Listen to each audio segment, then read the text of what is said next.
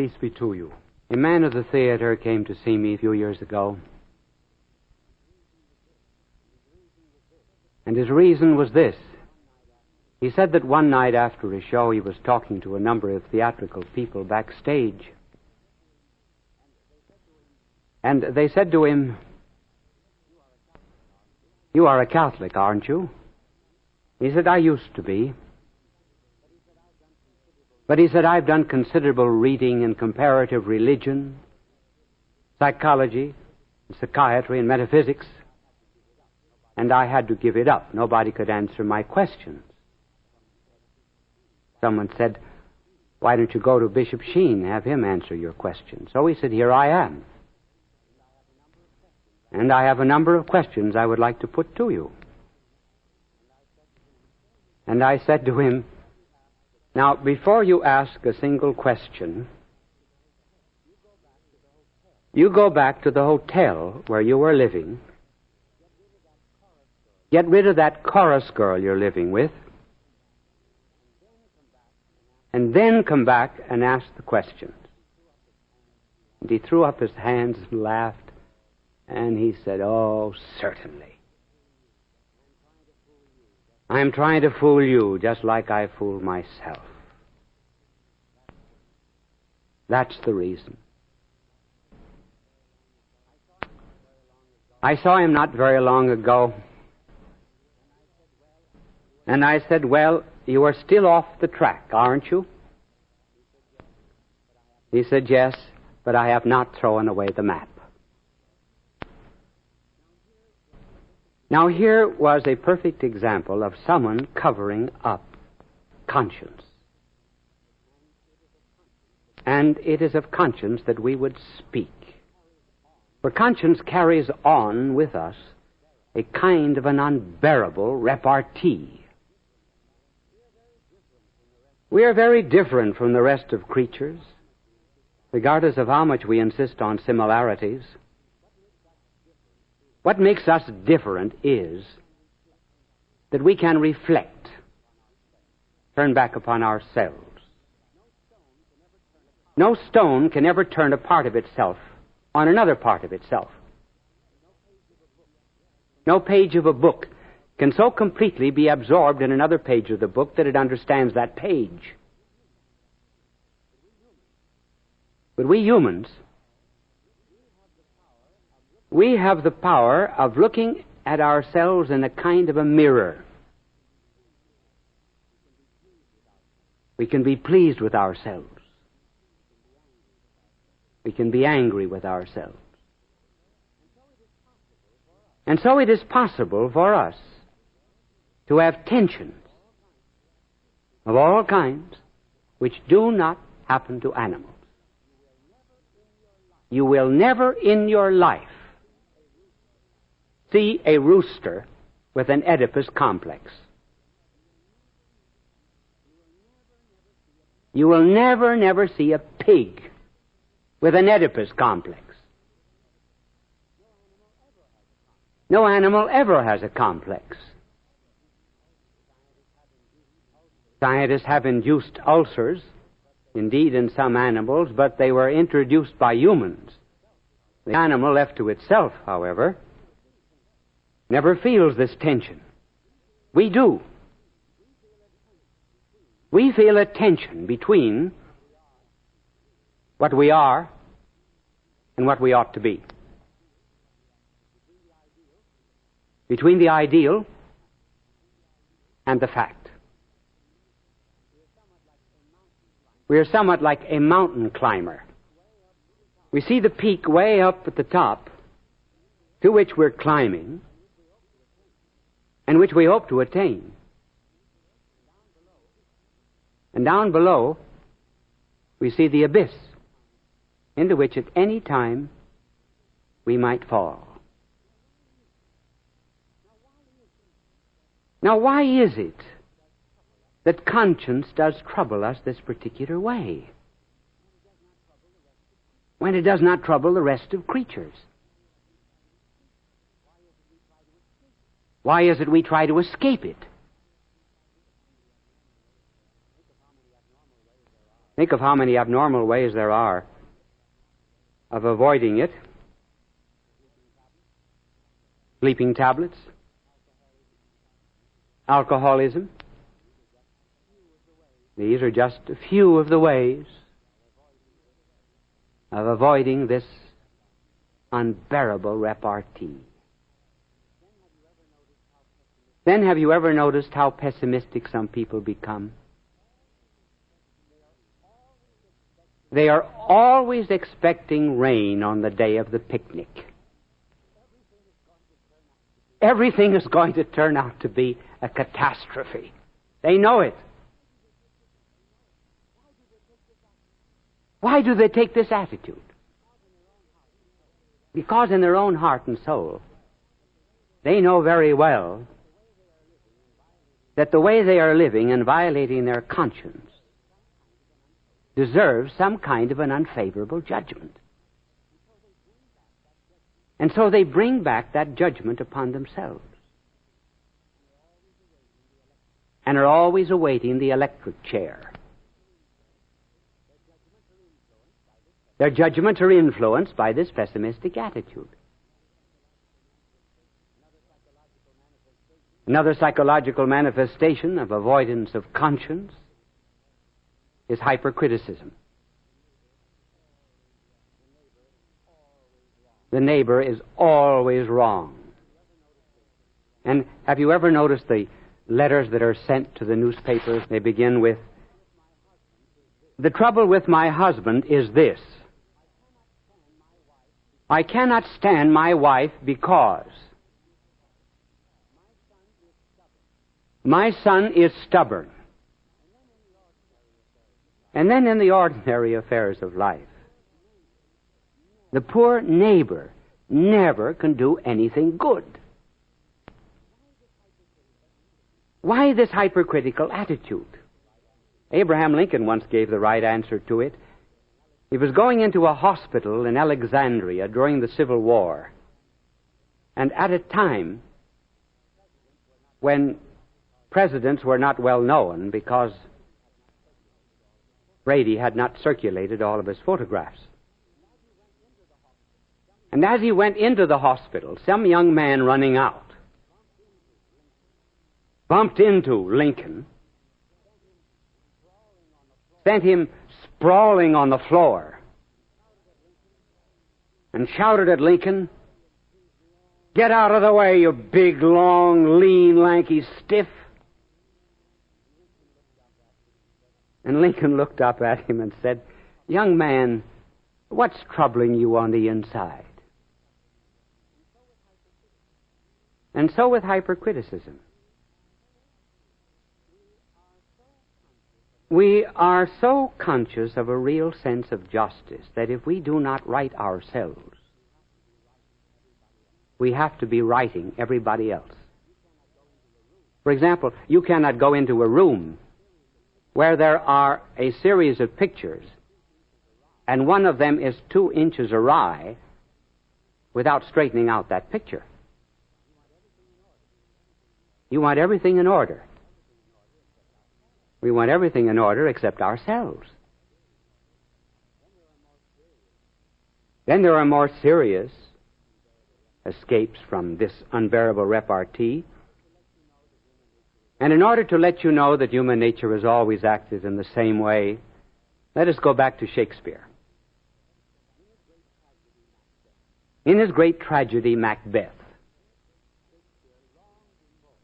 Shakespeare, long before we had any of the profound findings of psychiatry, described a perfect case of psychosis and a perfect case of neurosis. It was Macbeth that had the psychosis. Lady Macbeth, his wife, had the neurosis. You remember the story? In order to attain the throne, Banquo the king was murdered. Conscience bothered Macbeth so much that he developed a psychosis. and he began to see the ghost of Banquo. He imagined he saw him seated at a table. The dagger that killed the king was constantly before him. What is this dagger before my eyes? It was just imagination, but the projection of his inner guilt. And then note the great wisdom of Shakespeare in pointing out that whenever there is a revolution against conscience, there will very often come skepticism, doubt, atheism, a complete negation of the philosophy of life. And Macbeth reached a stage where to him life was just a candle. Out, out, brief candle. Life had no meaning. And so the petty pace creeps on from day to day. And all our yesterdays have lighted fools their way to dusty death. I tell you, skepticism, agnosticism, and atheism have not rational foundations. Their foundations are in the moral order.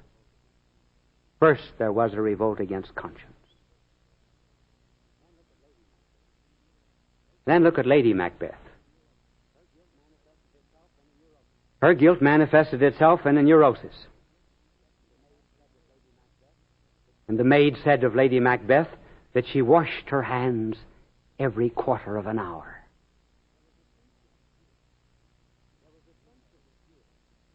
There was a sense of guilt in her which she had completely negated. And instead of washing her soul,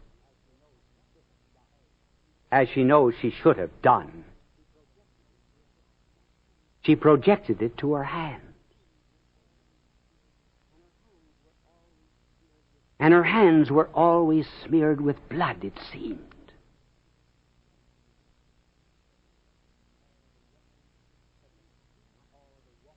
She said that not all the waters of the 7 seas were enough to wash this blood incarnadine from her hand.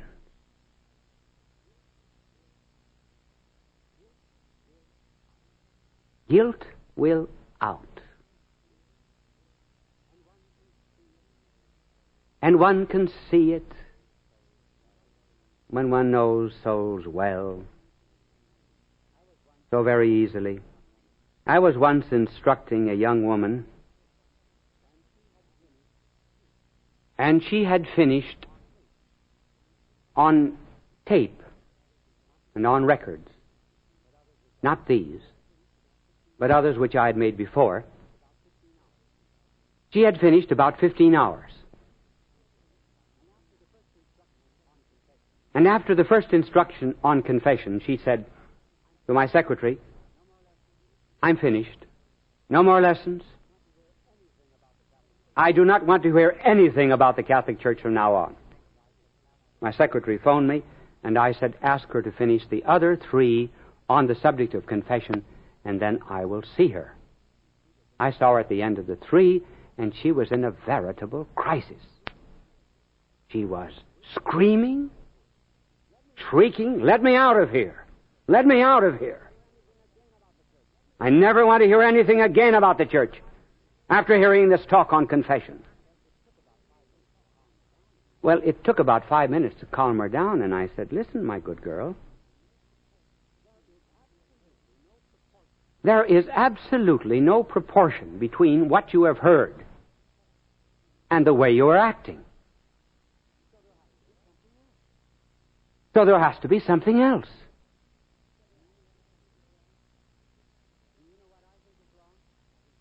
Do you know what I think is wrong?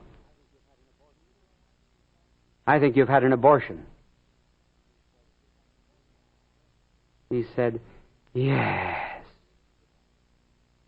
So happy that it was out. Now see how that bad conscience came out? An attack upon confession, the truths of faith. That was not the problem. Very often, we will find that an attack upon religion satisfies for the moment this uneasy conscience. Now, what does this conscience mean? What significance has it for us? Well, conscience is something like the United States government. The United States government is divided into three offices: the legislative, the executive, and the judicial. The legislative, Congress that makes laws. The executive, the president, who witnesses to the conformity of law and action. And finally, the Supreme Court, which judges that conformity. Now, we have all of these inside of us. First of all, we have a Congress. There's a law inside saying, thou shalt not. I might interrupt myself for a moment to define conscience very simply as conscience is that which makes you feel good after. And wrong is that which makes you feel bad after. So we have a law. Thou shalt not. Where does this law come from? From myself? No, if it did, I could do away with it. If I made it, I could unmake it.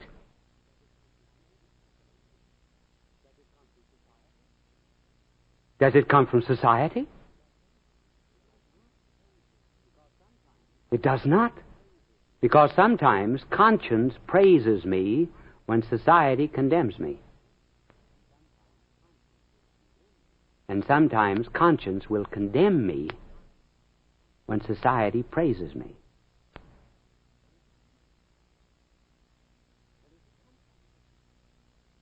Where does it come from, then? If not from myself. Where, then, does the executive side of conscience come from? It, too, judges whether or not I have obeyed that law. It says, I was there. I saw you. And though others will say, oh, pay no attention to it, one knows very well that one must. And one also knows the motives that inspired the act. And finally, it judges us. And if, therefore, it praises us for certain actions, and we feel somewhat the same happiness and joy that we would from being praised by a father or mother, if we feel the same sadness and unhappiness that we feel when condemned by a father or a mother, it must be that behind conscience is some person, the divine thou, that is the standard of our life.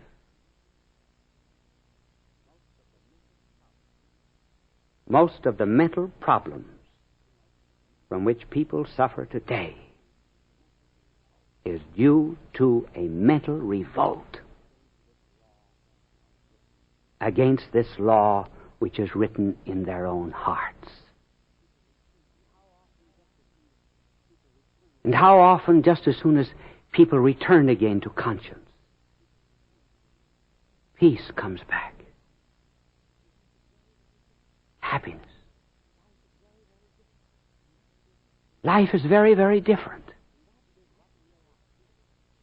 And that is what we are after.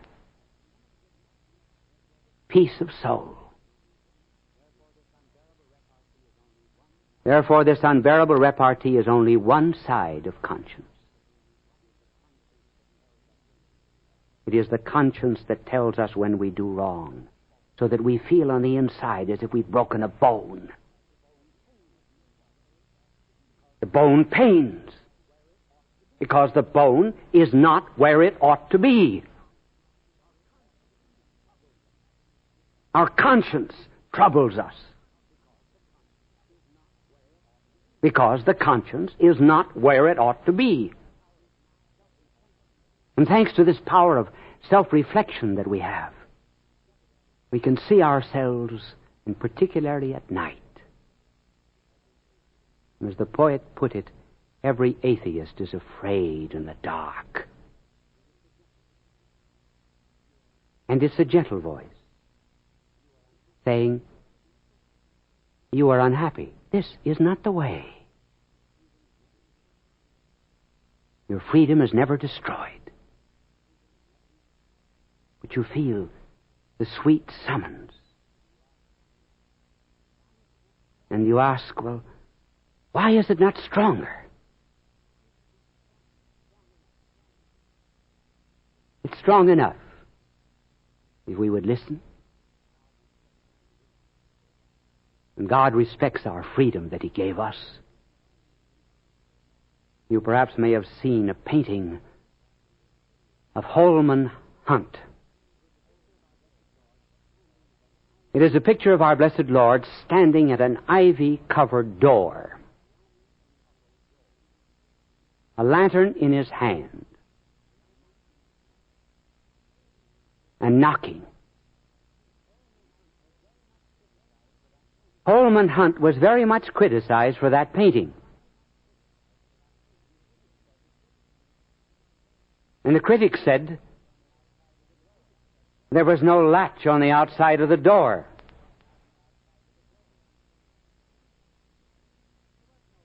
That was right. There was no latch on the outside of the door. It was conscience. The door is opened from the inside. May the blessing of Almighty God, Father, Son, and Holy Spirit descend upon you and remain upon you forever and ever. Bye, and God love you.